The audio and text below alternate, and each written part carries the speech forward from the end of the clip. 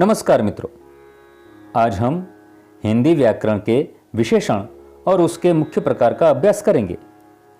विशेषण शब्द का अर्थ विशेषता उत्पन्न करने वाला शब्द होता है, अर्थात जो शब्द विशेषता बताते हैं वे विशेषण हैं। इसकी परिभाषा देखें तो जिस विकारी शब्द से संज्ञा और सर्वनाम की विशेषता का बोध होता है और उसे विशेषण कहते हैं। जो शब्द गुण, दोष, भाव, संख्या, परिमाण आदि से संबंधित विशेषता को दर्शाते हैं। विशेषण लगने से संज्ञा का अर्थ सीमित मतलब कि छोटा हो जाता है। उदाहरण के तौर पे देखें, मोटा, काला, एक, बुरा, मीठा, सुंदर इत्यादि। राम मोटा लड़का है। यहां राम संज्ञा अथवा तो नाम है। मोटा शब्द विशेषण है जिससे राम की विशेषता प्रकट होती है। पता चलता है कि राम एक मोटा लड़का है। मित्रों, विशेषण के 8 प्रकार हैं। गुणवाचक विशेषण, संख्यावाचक विशेषण, परिमाणवाचक, सार्वनामिक, व्यक्तिवाचक, संबंधवाचक, प्रश्नवाचक, तुलनाबोधक। आज इस वीडियो में हम 4 ही प्रकार पढ़ेंगे। मित्रों, विशेषण का प्रथम प्रकार है गुणवाचक विशेषण। जिस शब्द से संज्ञा और सर्वनाम के गुण, स्वभाव आदि का बोध होता है उसे गुणवाचक विशेषण कहते हैं।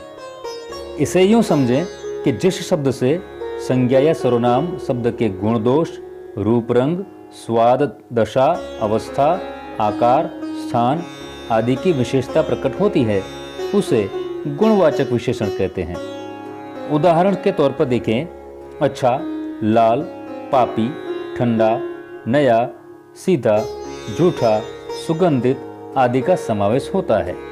मित्रों, विशेषण का दूसरा प्रकार है संख्यावाचक विशेषण। जिस शब्द से संज्ञा अथवा सर्वनाम की संख्या का बोध होता है उसे संख्यावाचक विशेषण कहते हैं। अर्थात जो शब्द निश्चित या अनिश्चित संख्याओं का बोध कराते हैं उसे ही संख्यावाचक विशेषण कहते हैं। उदाहरण के तौर पर देखें तो 1, 2, 7वां, सब, कई। विशेषण का अगला प्रकार है परिमाणवाचक विशेषण। जिस शब्द से किसी वस्तु के मापतोल संबंधी विशेषता का बोध होता है उसे परिमाणवाचक विशेषण कहते हैं। अर्थात जिन शब्दों से निश्चित अथवा अनिश्चित मात्रा, परिमाण का बोध होता हो उसे परिमाणवाचक विशेषण कहते हैं। ये शब्द किसी वस्तु की नाप या तोल का बोध कराता है। इस विशेषण का एकमात्र विशेष्य द्रव्यवाचक संज्ञा है। उदाहरण के तौर पे देखें, थोड़ा, कुछ, सब, बहुत आदि। उदाहरण देखें, आप थोड़ा दूध लेंगे। इस वाक्य में दूध द्रव्यवाचक संज्ञा है, थोड़ा परिमाणवाचक विशेषण है। विशेषण का अगला प्रकार है सार्वनामिक विशेषण।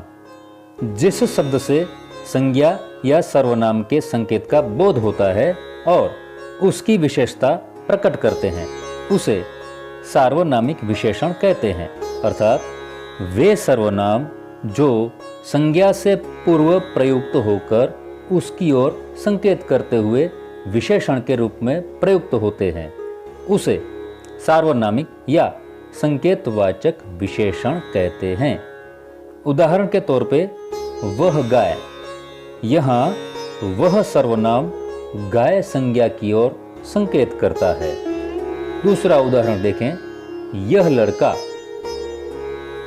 यहाँ यह सर्वनाम लड़का संज्ञा की ओर संकेत करता है। इस वीडियो में मात्र इतना ही। धन्यवाद।